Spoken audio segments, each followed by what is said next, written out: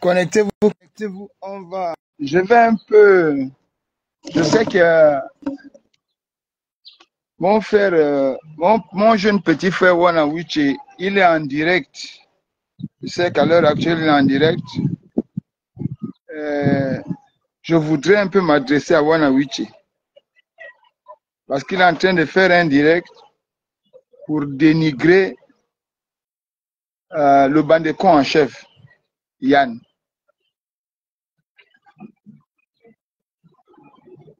Vous savez, il dit à Yann d'être structuré. Il dit que Yann est à l'origine des mots qui minent effectivement la société. Mais je voudrais rappeler à Wanawiche que, mon frère,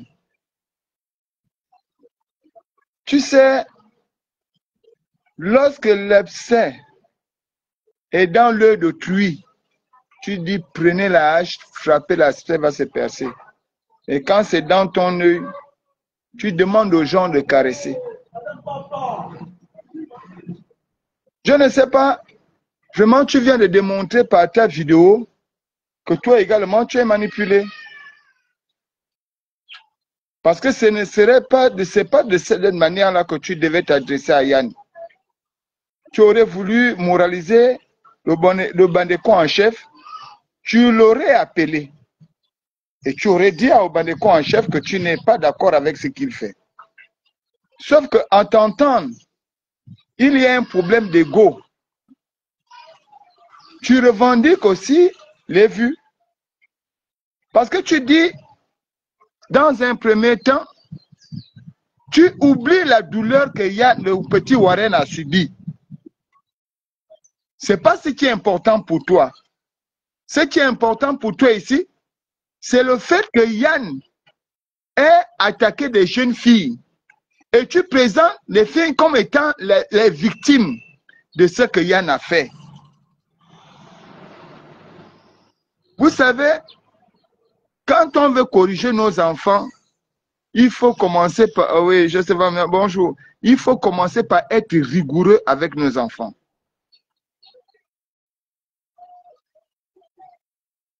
Lorsqu'on parle de l'éducation, automatiquement on voit le parent. Parce que l'éducation n'a rien à voir, hein, Wanawiche, vous êtes mes petits frères. L'éducation n'a rien à voir avec l'école. L'éducation n'a rien à voir avec l'école. Et l'école n'est que le fruit, en réalité dans sa perfection, n'est que le fruit de ce que l'éducation a produit. C'est la raison pour laquelle, lorsqu'on veut évaluer pédagogiquement un enfant ou évaluer le niveau du système scolaire, on parle de la corrélation pédagogique. Et dans la corrélation pédagogique, il y a l'enseignant, l'enseigné et le parent. Venir dénigrer ton frère, celui que tu appelles frère, venir dénigrer Yann ici, le traiter de tous les noms, ça ne t'honore pas. Parce que Yann ne s'est pas levé comme ça un matin et il a commencé à insulter ou exposer ces jeunes filles. Il est parti du fait de leur crime. Parce que de près ou de loin, d'ailleurs, tu te trompes sur l'âge de cette fille. Cette fille n'a pas 15 ans. C'est Warren qui a 15 ans. Cette fille a 18 ans. Souvent, banaliser les situations, alors que la situation est grave, ce n'est pas bien. Wanawiche, toi aussi tu es à la recherche des vues. On peut même encore déduire que, puisque Yann est le défenseur de Warren, Warren qui a été agressé et qui aujourd'hui se retrouve dans une situation difficile, alors que cet enfant avait son avenir. On peut encore déduire que toi, tu es instrumenté par les parents de ces enfants, puisque tu parles dans ton texte de manipulation de la justice. Il ne s'agit pas de manipuler la justice. Il s'agit de conforter la justice avec une certaine force rigoureuse qui va permettre à ce que les gens ne puissent plus poser de tels actes. Tu dis toi-même, Wanawichi, c'est pas gentil. Et tu vois, c'est ça le vrai problème. La différence entre toi et le bandécon en chef, le bandécon en chef, il fait des directs, on voit ses yeux. Mais toi, tu mets toujours des radars. Parce qu'en réalité, tu n'es pas en équation ou en adéquation, tu n'es pas en harmonie avec tes propos. Est-ce que tu t'es mis dans la place des parents de Warren avant de venir défendre? Pour toi, tu estimes que c'est des jeunes filles. Mais l'acte que ces enfants-là ont posé n'a rien à voir avec des mineurs. Comment les enfants peuvent prendre l'initiative de faire appel à l'autre? Non seulement ils vont jusqu'à le chosifier, l'animaliser, mais ils vont jusqu'à détruire sa vie. Ça là, ça ne t'intéresse pas. Ce qui t'intéresse, c'est ce que Yann a dit. Et c'est l'occasion pour toi de venir revendiquer la notoriété de l'homosexualité, comme tu l'appelais, la pédératie criminelle.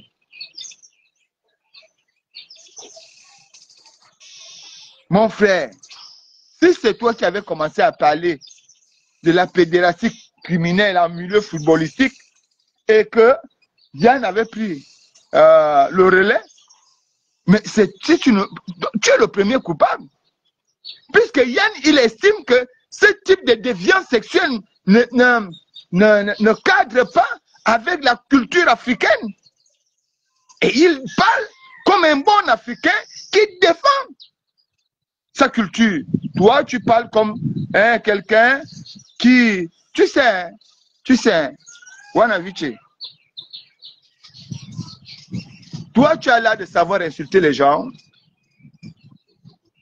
Tu as l'air de vouloir dénigrer, tuer l'avenir des autres, c'est bien. Mais, mon petit, le tout n'est pas de chercher à nuire les autres. Le tout est de chercher à te peaufiner toi-même. Parce qu'en fait, tout ce qui se passe, tu dois être premier. Et quand tu n'es pas premier dans ce qui se passe, tu deviens l'ennemi de celui qui est premier. À partir de cet instant, ça se comprend. Puisque, comme les agresseurs de Warren, parce que Warren, 15 ans, il est en premier et il va passer le bac en tant que candidat libre. Il gagne le bac au moment où il est en première avec ses enfants. Les enfants de 18 ans, pour eux, il devient l'ennemi des autres. Par jalousie, on ne punit pas seulement Warren, ici c'est l'expression qu'on nous donne. Mais si tu regardes la colère des coups qu'on administre à Warren, est l'expression d'une jalousie qui n'a rien à voir avec la jalousie de deux garçons discutant une femme. C'est une jalousie de mérite. Pourquoi l'enfant là est intelligent? Et l'enfant là, il est moins âgé que nous, mais c'est lui qui est intelligent et nous pas. Il ne regarde pas s'ils étudient les leçons. Nous allons le comprendre dans l'aventure ambiguë de Cheikh Hamidou Kane, mon petit frère. Le conflit qui oppose Maître Etienne et le petit Samba Ousmane. Le problème ici, c'est que le maître coranique qui a le devoir, qui est au service d'Allah pour transmettre les vertus du Coran, est vilain. Non seulement il est vilain, il est pauvre. Mais Samba, il est riche et beau. Mais lui ne connaît pas la religion. Comment moi, qui connais la religion, qui sert Allah, Allah ne me rend pas beau, il ne me rend pas riche, c'est l'enfant là qu'Allah va rendre beau et riche, alors que lui, il ne connaît même pas les versets bibliques. Alors il associe sa colère interne à la violence de la chicotte pour traduire sa rigueur dans l'enseignement. C'est ce que tu es en train de faire. En fait, ici, ton problème n'est pas lié au fait que les autres défendent des bonnes causes. Ton problème est lié au fait que, comme tu n'es pas, comme toi, tu n'es pas été le premier à défendre cet enfant, et que le bandicot en chef a su prendre les choses en main, et que ces enfants sont condamnés. Pourquoi c'est le bandicot en chef qui a su développer ce dossier, pas moi. Et maintenant, tu vas prendre le dossier contraire. Tu n'attaques pas ici. Tu n'attaques pas ici le bandicot en chef parce que le bandicot en chef a insulté les petites filles. Non! Non! Tu l'attaques parce que le bandicot a réussi là où toi tu n'as pas réussi. À partir de cet instant, il devient ton ennemi. Et c'est pas bon. Tu vas jusqu'à remettre en cause la justice. Parce que pour toi, ces petites filles-là sont innocentes. Est-ce qu'un arbuste donne des fruits? Un arbuste ne donne pas de fruits. Dès lors où il y a des fruits sur un arbre, ce n'est plus un arbuste, c'est un arbre. Tu condamnes le fait ici, selon toi, que le bandicot en chef se serait lancé dans une campagne de dénigrement en ce qui concerne l'éducation des parents de ces agresseurs, de ces petits démons. Parce que tu défends là des démons. Mais mon frère, l'école est l'institution qui permet à l'homme de savoir lire et écrire, de calculer, de savoir analyser, de savoir déduire. Mais l'éducation, c'est la socialisation de l'être dans la vie. Comment vivre avec les autres? Comment se tenir? Comment asseoir le respect vis-à-vis des autres et vis-à-vis de toi-même? Mais un enfant, il ne s'agit pas de savoir lire et écrire, ce que les enfants l'ont fait. Il ne s'agit pas de savoir calculer. Il ne s'agit pas de savoir analyser. Il s'agit ici d'un comportement indécent. Un comportement qui ne cadre pas avec le mieux vivre ensemble. Nous ne pouvons pas alors attribuer la totalité de la responsabilité à l'école qui est l'institution. Il est alors nécessaire qu'on ramène cela à l'éducation qui est la socialisation des êtres de tout individu dans la société, dans la vie. Raison pour laquelle le premier responsable ici, c'est le parent. Puisque s'il n'y aurait pas eu, si les parents avaient l'habitude de sanctionner les enfants sur ce type de comportement à la maison, ils n'iront pas faire ça hors de leur maison. L'école ne t'apprend pas comment t'habiller. Ce sont tes parents qui t'apprennent comment s'habiller. L'école ne va pas t'apprendre comment marcher, comment ramper, comment parler. L'école ne va pas te l'apprendre. C'est à la maison que tu l'apprends. L'école ne va que tu l'apprends. L'école ne va pas t'apprendre qu'il faut savoir respecter la tantine. Non, c'est à la maison que tu apprends cela. Venu à l'école, tu viens apprendre comment on écrit A, comment on écrit B, comment on écrit C. Tu viens à l'école, comment on analyse un texte, comment on convoite un texte, comment on s'acquiert de l'esprit de l'auteur. Mais comment veux-tu... Si les parents, d'ailleurs, les témoignages que nous on a, les parents ont même négocié pour que leurs enfants n'aillent pas en prison. Un parent qui négocie pour que son enfant ne soit pas sanctionné d'une faute grave, comment peut-on le qualifier? C'est à toi que je pose la question. Pourquoi? Parce qu'en principe, toi, tu sembles plus instruit que tout le monde. À la logique, on a comme l'impression que Wana Wiche, c'est le meilleur des meilleurs au monde. Autrement, Wana Wiche, ça aurait été ton enfant. Quelle aurait été ta position? Si cet enfant était le tien, que ce Warren-là était ton enfant, toi, Wana Wiche, super savant, toi qui sais tout, toi qui es au contrôle de tout, qu'est-ce que toi tu aurais fait à la place des parents de cet enfant-là? Si nous voulons que notre pays avance, commençons par être vrais avec nous-mêmes. On n'entend plus parler de toi depuis. Tu as disparu sur la toile. Tu n'existais plus. Maintenant, comme tu fais les vues, tu as entendu que le bandécon en chef est là-bas. Donc, toi, si tu viens insulter le bandécon en chef, tes vues vont augmenter et on va dire, ah, le Wana Wiche est revenu. Mais tu as pris le mauvais côté. Parce que la situation de Warren énerve plus d'un. L'année passée, une jeune fille de 13 ans, à Immaculée, va être exclue de l'établissement parce que des vieilles mamans, plus âgées qu'elle, qui se retrouvent au même niveau qu'elle, se sont autorisées à taper sur elle. Mais comme elle n'a pas de parents, et que ces enfants-là avaient des parents, c'est cette fille-là qu'on a exclue. Et on a retenu les parents. On ne t'a pas vu parler de ça. L'année passée, un jeune gars, excellent, brillant à l'école, son papa est handicapé. Il est l'unique enfant de ce monsieur.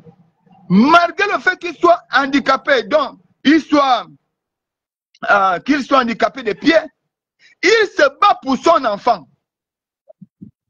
Il fait tout pour que son enfant aille à l'école. Cet enfant va se voir assassiné par d'autres enfants qui ne vont pas à l'école. Pour toi, c'est normal. On ne t'a pas entendu parler de ça. Il y a quelques années en arrière, une jeune fille qui est appelée par ses copines au niveau de la cité de la Caisse. La cité de la Caisse, elle se rend. Or, ses copines l'avaient piégée parce que, prétendant qu'elle sortait avec l'un des copains de l'une des filles. Cette fille-là sera égorgée. Nous tous, on a suivi ça ici. Égorgée. On ne t'a pas vu parler de ça. Donc, les problèmes du Gabon ne t'intéressent pas.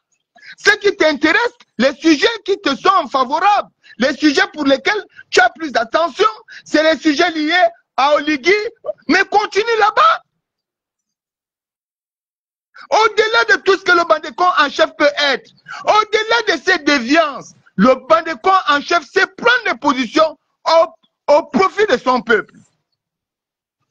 Est-ce que tu estimes que cette jeune fille-là, qui est à l'origine de ce qui s'est passé, ces enfants-là, qui ont littéralement organisé la bastille de Warren, qui l'ont préparé, mûri, qui l'ont prémédité, planifié, organisé, pour détruire la vie de tout d'un enfant de 15 ans. Peut-être parce que toi, tu n'as pas eu le bac à 15 ans. C'est ce qui te dérange. Parce que toi, tu aimes être premier partout. Ces enfants-là s'organisent. Tabasse un enfant qui ne riposte pas, qui ne dit plus rien, qui est affaibli, qui est détruit en lui-même. Et il se retrouve aujourd'hui avec une mâchoire cassée. Dit-on avec quelques côtes. Et toi, ce qui t'intéresse dans ce problème-là, c'est le fait que le bandécon en chef ait dit que ces filles-là, il peut même les coucher. C'est tout ce qui t'intéresse. Et tu viens prendre parti. Tu estimes qu'il faut protéger ces enfants. On les protège de quoi? Mon frère, un homme nourrissait un boa. Hein. Il est allé prendre le boa. Il l'a amené au village. Il nourrissait le boa.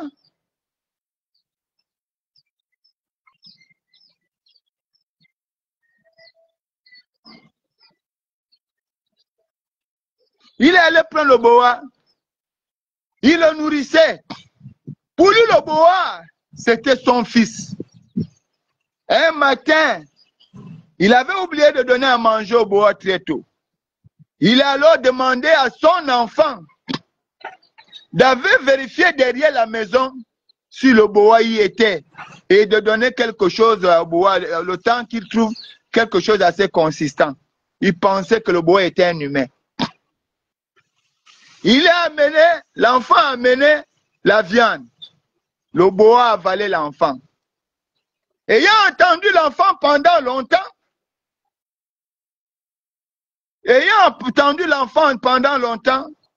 il a dit non, chérie, va regarder là où j'ai envoyé l'enfant là. Quand la femme est partie, le boa a avalé la femme.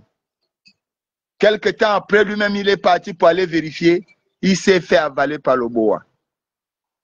Quand on éduque un enfant, on apprend à un enfant à être sauvage avec d'autres, avec autrui. L'enfant là finira par être sauvage avec toi-même. N'a-t-on pas vu ici au Gabon, là, aux trois quartiers, un enfant qui a violé sa grand-mère et tué sa grand-mère pour les biens de sa mère, de sa grand-mère. Sa grand-mère a fait des biens, sa mère est morte, il est orphelin, la grand-mère l'élève. Ayant été rattrapé par la rage ténébreuse, des stupéfiants, il a trouvé utile de tuer sa grand-mère après l'avoir violée. Tu parles de quel enfant, Mwana Wichi? Mwana Wichi, tu parles de quel enfant? Ce sont les enfants ceux-là. Les gens qui organisent l'agression de leurs collègues, et tu les appelles enfants. Tu sais ce que c'est qu'un enfant? L'enfant, c'est un innocent. L'enfant, c'est un innocent qui ne calcule bien dans la société. D'ailleurs, lorsque un enfant dans la société est face à une difficulté, la première chose que cet enfant-là fait, c'est de pardonner. Tu peux trouver deux enfants en train de se discuter, les 2 minutes plus tard, les parents qui se sont mêlés de ce problème vont rester ennemis, mais les enfants vont rester amis. C'est pourquoi on dit, on ne se mêle pas des problèmes des enfants. Mais quand les enfants commencent déjà à contenir la haine, à nourrir la haine, à transporter la haine, toi tu viens parler des enfants innocents, tu dis, oh non, leurs parents, ceci. Toi tu as été acheté. C'est pourquoi je vous ai souvent dit que évitez l'activisme gastronomique. Évitez ça. La goueffrerie de l'activisme ne paye pas. Tu viens insulter le bandécon en chef et tu te rends célèbre, tu ris même. Tu te moques de toi-même. Parce que ici, le bandécon en chef a réagi comme tout Gabonais. Face à cette situation, comme tout père responsable. C'est comme ça qu'il a réagi. Bien évidemment, si tu prends tes enfants-là, tu les poses devant le bandécon en chef, il ne va pas les tuer. Tu vas prendre les exemples. Oh, c'est à cause de lui, exposer les joueurs étaient pédés, machin. Mais mon frère, nous, on envoyait nos enfants. On envoyait nos enfants. Beaucoup de parents ont envoyé leurs enfants pour aller apprendre le football. Pas aller apprendre la pédératie.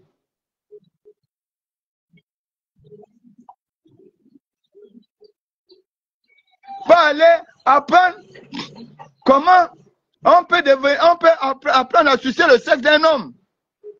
Mais aller apprendre à jouer au football. Le bandécon en chef a réveillé les yeux des gens. Pour toi, tu trouves que c'était pas bien, il fallait pas exposer. Le Congo, ça, c'est pas bon. Si Fortuné fait mal, dites que Fortuné fait mal. Pourquoi on va cacher? Et la meilleure des choses, c'est de savoir reconnaître son tort. Quand tu sais que ce que j'ai fait n'est pas bien, tu dis je reconnais mon tort. Toi, tu insultes tout le monde qui te le reproche. Tu insultes même le président Oligui de sa femme.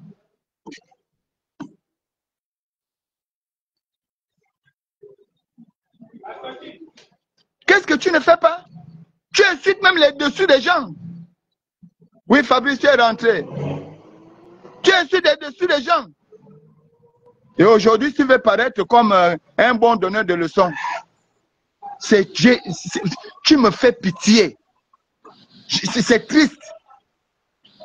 Oui, Fabrice. Bonjour, Fortuné. Comment vas-tu? Ça va? Je ne vais pas prendre du temps sur ton live pour essayer de je voulais juste déjà te remercier par rapport à cette position que tu as toujours adoptée, cette position de toujours être actif lorsqu'il s'agit de défendre les intérêts du peuple et du commun des mortels.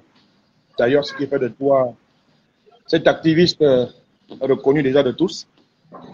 Comme tu viens de me dire, il y a activiste et activiste, il y a activiste la Gouin-Ferrier, et tu as choisi le bon côté. Sur cette question d'agression en milieu scolaire, c'est vrai. C'est vrai que les parents que nous sommes, nous avons la première responsabilité du fait que ce sont nos enfants et que effectivement l'éducation commence au sein de la cellule familiale.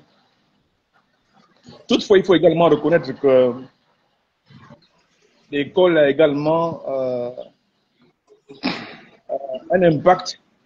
L'école est également un environnement qui fait également changer nos enfants. Tu peux avoir un enfant très calme à la maison, mais lorsque tu écoutes, parce qu'aujourd'hui il y a des cahiers de liaison, il y a des réunions d'appui association des parents d'élèves, lorsque tu écoutes ce que par exemple le directeur de l'établissement te dit de ton enfant, parfois tu es même amené à être surpris. Et quand tu le regardes à la maison, tu te dis non, ce que le directeur m'a dit là, mais quand je regarde celui-là, c'est pas pareil. Tu vois, ces enfants-là sont devenus aujourd'hui des enfants de la 5e génération. Avec l'évolution de la technologie, moi je les appelle des enfants Android. Et nous devons reconnaître d'abord, nous en tant que parents, cette responsabilité et reconnaître également que beaucoup de parents ont échoué quelque part. Les raisons sont nombreuses. Hein, les raisons sont nombreuses. L'avènement de la précarité, le chômage, les difficultés que rencontrent un certain nombre de familles au Gabon. Les raisons, on peut en citer plusieurs. D'accord. Mais nous aussi, quelque part, nous sommes passés par l'école, nous avions été des élèves. Et les agressions, le bizutage n'a pas commencé qu'en 2025. À l'époque, à l'école, moi, j'ai été dans des classes où il y avait des costauds, des grands frères plus forts et plus grands que moi. Et je voyais aussi ces agressions, ces bagarres entre filles et garçons. C'est vrai qu'à l'époque, on n'utilisait pas beaucoup les armes blanches, mais ça existait déjà. Peut-être pas avec la même connotation. Et aujourd'hui, beaucoup plus parce que les réseaux sociaux aussi, hein, les médias font leur travail. Mais ça existait déjà. Sauf à la seule différence que quand même, à l'époque, l'école était encadrée. On ressentait quand même une certaine sécurité au sein des établissements. On avait des surveillants généraux, on avait des professeurs plus ou moins consciencieux, on avait tout l'encadrement qui était là et à l'époque également, les enseignants, les professeurs avaient...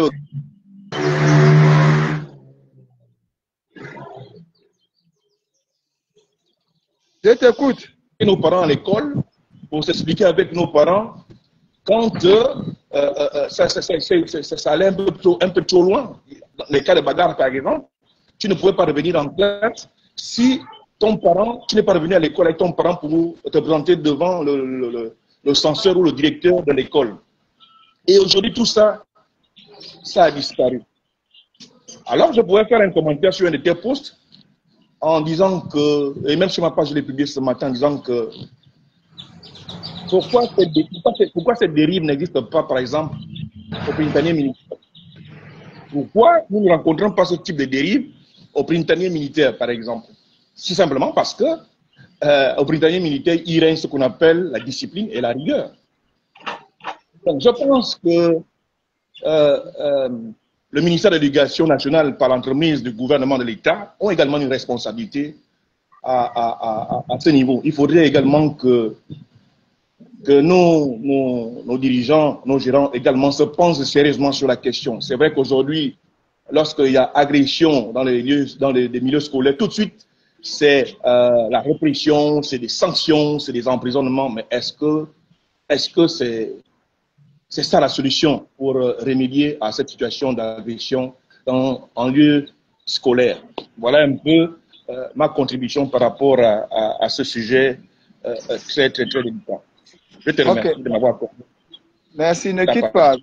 Ne quitte pas parce que je vais quand même te répondre.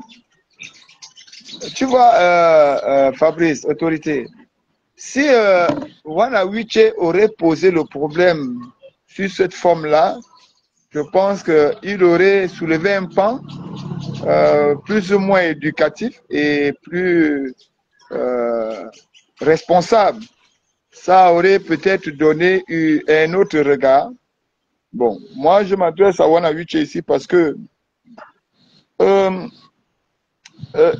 pas pour défendre le Bandecon en chef, pour dire que le Bandecon en chef a mené ce combat-là, la défense de Warren sur un pan. Et ça va, Julie. Et il n'est pas question qu'on traduise ça comme étant la logique du banditisme, de celui qui ne sait rien faire. Non, non, non. Bon, pour revenir au diagnostic que tu poses, surtout en ce qui concerne l'éducation dans notre pays, le diagnostic que je partage, bien que c'est discutable. Tu sais, le vrai problème ici, on a tout retiré aux enseignants. J'en sais quelque chose parce que nous avons mené des enquêtes dessus depuis plusieurs années. Les écoles, les établissements ne sont plus subventionnés. Donc, les enseignants subventionnent les écoles, font vivre leurs établissements, dont les proviseurs et les chefs d'établissement, font vivre leurs établissements avec les moyens de bord. Le commerce, on a transformé nos centres d'éducation, dont les établissements, en centres commerciaux. On va là-bas. Les choses ne sont plus bien. Aujourd'hui, on a retiré le moyen de pression que l'enseignant avait sur l'élève.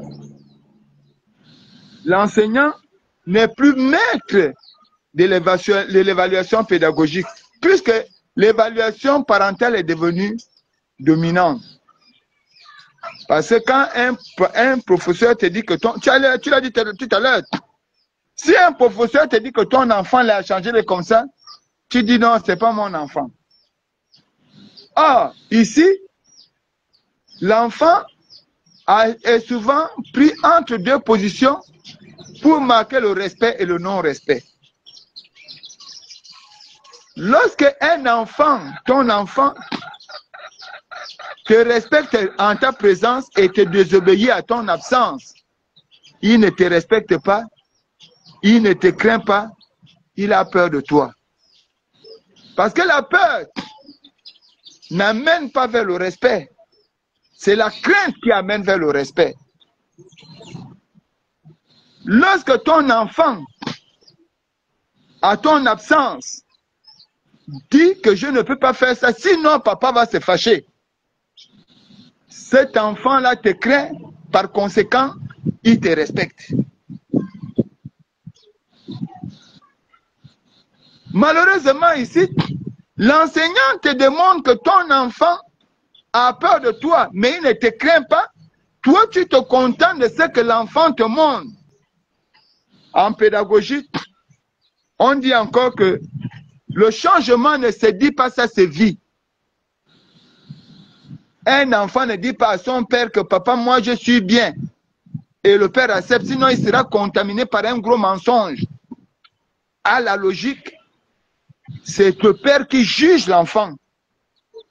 C'est le père qui estime que mon enfant là, il est respectueux.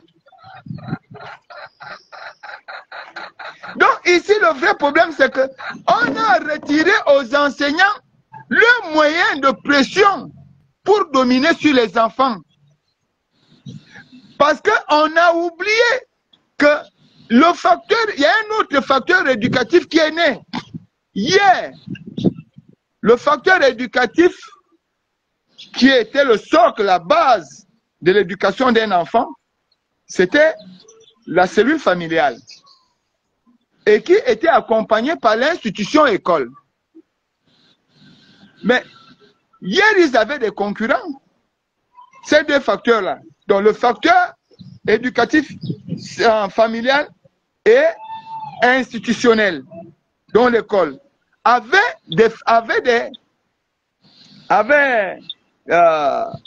d'autres facteurs concurrentiels, tels que la télé, la radio, et on avait à l'époque les stranges. Mais nos parents ont su prendre de l'avance sur ces autres facteurs d'éducation qui faisaient concurrence à l'éducation parce qu'on sanctionnait les enfants. Je l'ai souvent dit, on n'éduque pas un enfant avec les bonbons. Il sait savoir sanctionner l'enfant. Nous ne sommes pas encore dans un monde totalement développé. On veut recopier l'Occident, on veut copier tout le monde. C'est dans ce cadre-là qu'il faut élever nos enfants. Malheureusement, tout le monde veut faire comme les Blancs. L'enfant aussi a son droit. Il a son mot à dire. Papa, n'a laissé un. Je t'assure, même dans la Bible, et c'est là où j'aime le petit, là, le chocolat des filles. C'est pourquoi j'aime cet enfant-là. La Bible nous dit, la Bible, qu'Élie a été tué à cause des péchés de ses enfants. Élie n'a jamais péché contre Dieu. Élie a péché, ce sont les enfants d'Élie qui ont péché contre Dieu. Mais comme Élie n'a pas su sanctionner les enfants, Dieu a puni Élie. Aujourd'hui, on a tout arraché aux enseignants.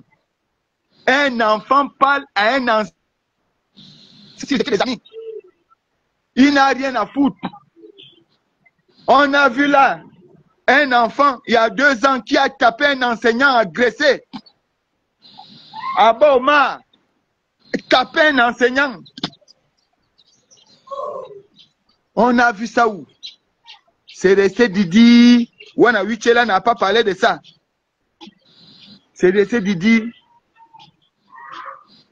À partir de cet instant, mon frère, je ne vais pas tirer l'homme. Le parent a toute la responsabilité. Parce que si l'enseignant tape ton enfant, tu vas aller te plaindre. Quand l'enseignant a donné une mauvaise, l'enfant vient te dire autre chose, c'est toi qui vas te plaindre. Du coup, l'enseignant n'a plus les moyens de domination. Lorsque on disait à un enfant que si tu fais ça, on t'exclut de l'établissement. Beaucoup d'enfants ne faisaient pas le désordre. Je me souviens même à l'époque, dans les années 80, quand tu es moins de 18 ans, si on te trouve dehors, on te prend, on t'enferme, on te chicote. Il y a des parents qu'on a même tapé là à la RTG. Parce que ces parents-là étaient démissionnaires. Et quand tu es démissionnaire et on trouve que ton enfant a disparu de la maison, on appelle la mère, on tape aux fesses. Lorsqu'on sort d'un système aussi abrutissant que le système d'Ali Bongo, on ne vient pas jouer aux billes. Il faut redresser la population. C'est de cela dont il est question. Exact. Tout à fait. Je finis en te disant que aujourd'hui, toi, tu as parlé du plus grand facteur de domination de l'éducation. où le parent n'a même plus le pouvoir parce que ce facteur d'éducation est poursuit même ton enfant au lit. Même quand ton enfant va dormir. Et le monde entier a donné de la valeur à ce facteur d'éducation, les réseaux. Même on a déjà une télévision intelligente, les téléphones, tout. Donc quand toi tu veux briser ton enfant, lui rentre dans la chambre, il prend le téléphone, il manipule. Il se fait éduquer par TikTok, il se fait éduquer par Facebook, il se fait éduquer par Google, il se fait éduquer par Twitter, tout. Quand l'enfant là arrive, tu croises ton enfant au couloir le matin, il s'est réveillé. Mais ce n'est plus ton enfant. C'est un monstre qui est devant toi. À partir de cet instant, tu dois exercer une rigueur. Mes enfants ici là, je te croise. Il y a un comportement. Je te tape. Le policier va m'amener à la police. Au moins j'irai en prison. Mais je te tape. Parce que je ne suis pas le père des ignares. Je ne suis pas le père des abrutis. C'est ça le rôle. Donc, quand on est face à des facteurs d'éducation plus dominants que le parent, tous les parents doivent devenir les bourreaux de leurs enfants. S'ils veulent avoir des hommes.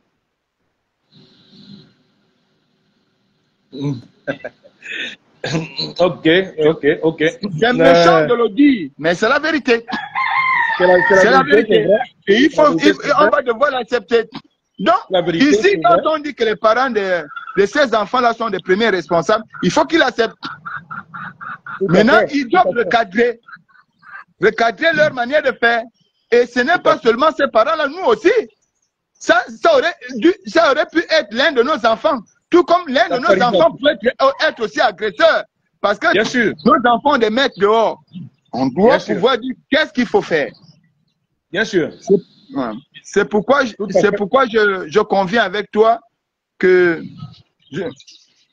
mais Fortuné, Fortuné, je pense que le président Brice Clotaire Oligui Nguema, lorsqu'il était encore général de la transition, si j'ai bonne souvenance, avait dit que le service militaire reviendrait au Gabon et qu'il serait de rigueur. D'accord? C'est d'ailleurs la raison pour laquelle je pose la question de savoir pourquoi est-ce que le printanier militaire, en tant que également une structure d'éducation scolaire, fait la différence par rapport à l'école publique et aux autres écoles privées. Et je pense que, comme je l'ai dit, j'ai donné la réponse dans un de tes posts en disant que la différence se fait tout simplement par la discipline et la rigueur. Et donc, c'est l'occasion également de rappeler au président de la République qu'il avait lui-même annoncé qu'il devait mettre en place un retour comment je disais là tout à l'heure,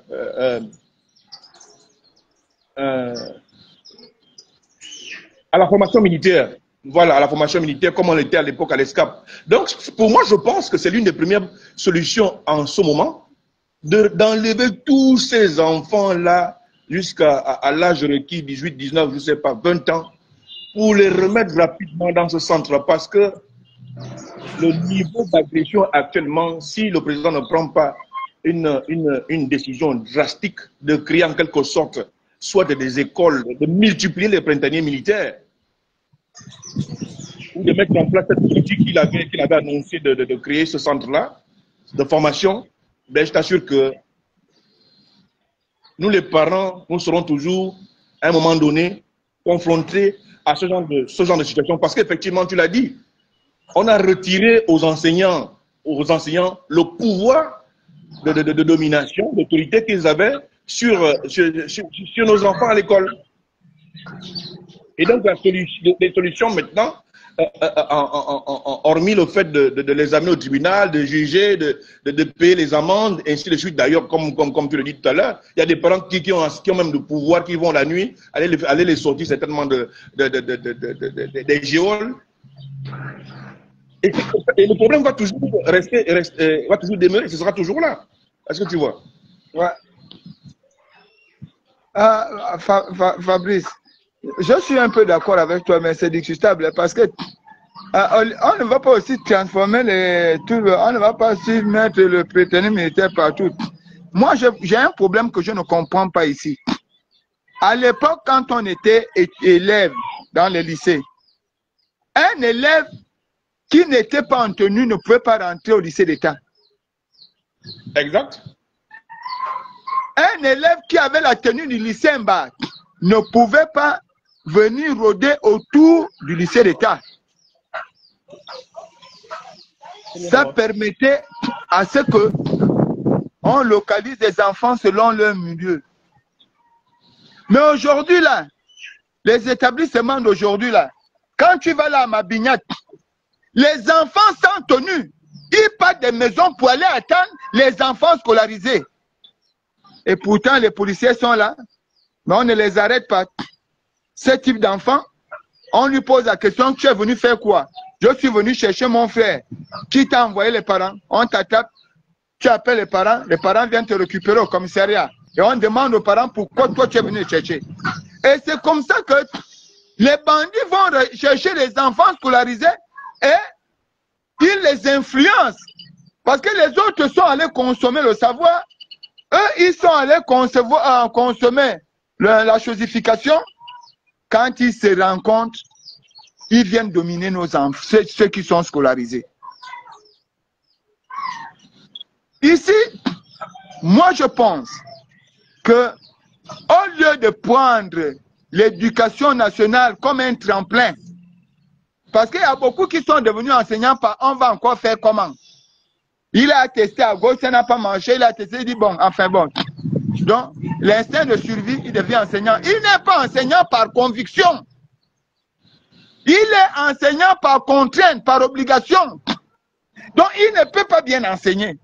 Il y a un cafouillage dans le système éducatif aujourd'hui. À partir de cet instant, l'État doit faire un sarclage immédiat et rigoureux. À commencer, c'est méchant. Les gens disent que, on le dit, mais à commencer par le ministre de l'Éducation nationale. Exact. Qui est la première responsabilité de ces désordres. Elle a pris les enseignants. Bon, coquin, vous allez maintenant à l'ENS. Mais elle n'avait pas prévu qu'il n'y avait pas d'enseignants pour remplacer ceux qu'on envoie à l'ENS pour venir inspecteur. On prend quelqu'un ici qui ne veut plus enseigner au primaire parce que lui aussi il veut déjà aller faire le business dans un lycée. On l'envoie surveillant au lycée parce que là-bas, il aura le business en début d'année, moyennant 150 000, je peux inscrire tant d'enfants. Et il pourra amadouer les petites filles pour tout un désordre. À l'époque, un enseignant sort avec un élève. Hey! Mais ici, là, c'est devenu une gymnastique. C'est même un concours olympiade. Tout ça, là, le système doit revoir ça. Je suis d'accord. Voilà. Donc. D'accord. Écoute, bon, je te remercie. Ok. Je vais descendre. Moi aussi, je vais sortir. Voilà les gens là-bas, voilà là-bas. Donc, c'est ça que je voulais dire aujourd'hui, conseiller à mon petit frère Wanawiche, je ne sais pas. Lui dit que l'arrogance ne paye pas. Souvent, penser qu'en dénigrant les autres, cela te grandit, ce n'est pas important. Il faut d'abord peser le problème. Et te dire que la position que je vais prendre, est-ce que ça arrange tout le monde? La posture que le bandécon en chef tient aujourd'hui, c'est la posture d'un parent qui voyait en son fils l'avenir. Cet enfant-là n'est même pas encore passé, il peut mourir. Mais toi, tu viens raconter des conneries. Donc, mon frère, mon petit frère, il faut présenter les excuses à Yann. Ce coup-ci, tu as tort. Tu veux trop être premier. Premier dans tout. Mais tu ne prends pas les initiatives. Et quand les autres prennent des initiatives, tu cherches à venir les dénigrer. Cela ne t'élève pas. Toi, tu es plus intelligent que tout le monde au Gabon, ça on le sait. Voilà, oui, tu es le super doctorat au Gabon. Tu insultes les présidents, tu insultes les ministres, tu insultes les faits des gens, on ne parle pas. Mais c'est quand Yann vient parler que tu viens parler toi. Et tu mets les radars. Tu as déjà vu le Bandeko en chef faire un direct avec les radars. C'est parce qu'il n'a pas l'argent pour acheter les radars. Ou c'est lui qui ne sait pas porter les radars. C'est parce qu'il est vrai. La vérité d'un homme se lit dans ses yeux. On ne voit jamais tes yeux. Ou tu te drogues, ou je ne sais pas ce que tu fais. Mais puisqu'on ne voit pas tes yeux, pour nous, tu n'es pas réel. Donc c'était Fortuné Edou, votre humble serviteur. La voix des sans-voix, membre du PJC, le mouvement Plus Jamais Ça. J'ai été heureux de m'entretenir avec vous. Peut-être un sujet pas très intéressant, mais il était quand même important que je ramène les avocats du diable à l'ordre. Parce que ce qui est arrivé à Warren aujourd'hui, ça peut nous arriver demain. Nous devons apprendre à être solidaires les uns envers les autres. Ne pas souvent être indifférent à la situation de l'autre parce que ce n'est pas encore ton tour. Sinon, nous allons tous mourir comme des Indiens face aux cow-boys. Ils attaquent un à un et les cow-boys attaquent en groupe. Merci beaucoup. Que Dieu vous protège. Passez une excellente soirée.